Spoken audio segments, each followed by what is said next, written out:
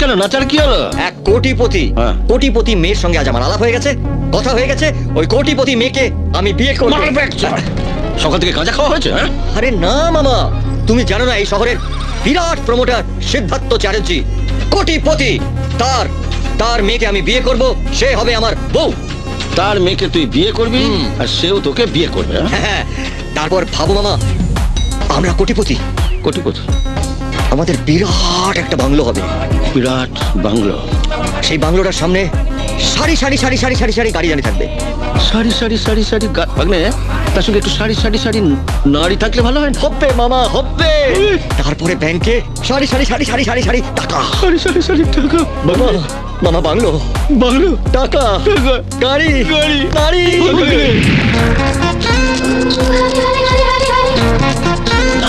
Money, money, money, money, money.